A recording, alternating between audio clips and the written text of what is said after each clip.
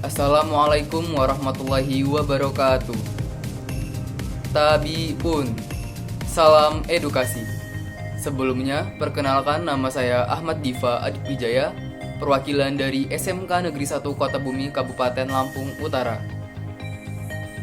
Baik, dalam video kali ini saya akan menjelaskan tentang pengaruh atau dampak penggunaan media sosial dalam kasus perundungan atau cyberbullying.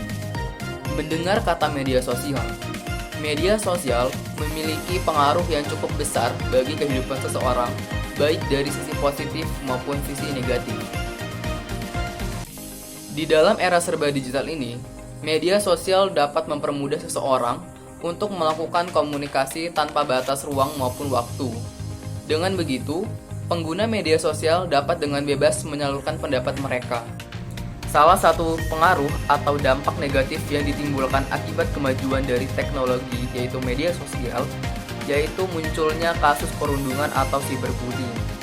Cyberbullying sendiri dapat diartikan sebagai suatu tindakan perundungan yang dilakukan secara online yang dapat mempengaruhi kepribadian yang berujung pada terusiknya kesehatan mental seseorang. Masalah cyberbullying ini terjadi dikarenakan intensitas penggunaan internet semakin meningkat dan munculnya media sosial yang sering diakses oleh para remaja. Dalam kasus cyberbullying ini, tentunya dapat berdampak negatif bagi sisi korban.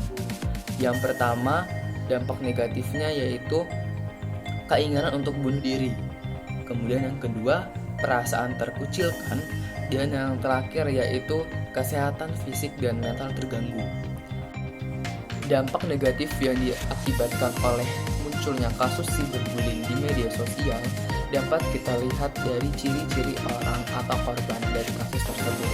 Yang pertama, ciri-cirinya yaitu mengalami gejala gangguan kecemasan dan depresi.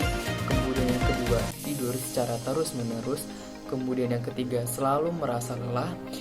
Kemudian yang keempat, perubahan nafsu makan yang turun drastis, kemudian merasakan sakit secara fisik, dan yang terakhir yaitu sulit fokus dalam mengerjakan hal-hal, dan juga sesak nafas yang ditimbulkan akibat dampak negatif dari kasus cyberbullying tersebut.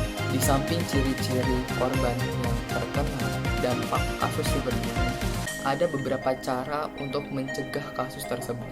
Yang pertama, pencegahan tersebut dapat dilakukan secara individu atau secara diri sendiri. Yang pertama yaitu pertimbangkan sebelum memposting atau mengirim foto di media sosial.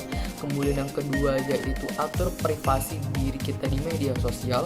Kemudian yang ketiga yaitu teliti saat mengirim dan menerima pesan, baik melalui media sosial, WhatsApp, Instagram, email, dan lain-lain. Dan yang terakhir yaitu hindari memposting informasi pribadi kita di media sosial. Itu beberapa cara atau strategi untuk mencegah terjadinya kasus cyberbullying yang terjadi di media sosial melalui diri kita sendiri atau pribadi. Adapun strategi atau cara pencegahan yang lainnya yaitu dapat dilakukan dari orang tua. Pencegahan dari orang tua untuk menghindari kasus cyberbullying yang terjadi pada anak-anaknya dapat dilakukan dengan berbagai cara. Yang pertama yaitu berikan edukasi secara online yang aman terhadap anak-anak. Kemudian yang kedua yaitu awasi kegiatan apa yang dilakukan anak-anak kita ataupun anak-anak dari orang tua di media sosial yang mereka mainkan. Kemudian yang terakhir yaitu ajari cara menghadapi cyberbullying. Bagaimana caranya orang tua menghadapi cyberbullying ini yang terjadi pada anak. Dan baik, yang kita pahami bersama tadi bahwasanya untuk mencegah kasus cyberbullying yang terjadi di media sosial terhadap korban yang dapat dilakukan dengan dua cara. Yang pertama yaitu cara pencegahan yang dilakukan secara diri sendiri atau individu, dan yang kedua yaitu pencegahan dari orang tua.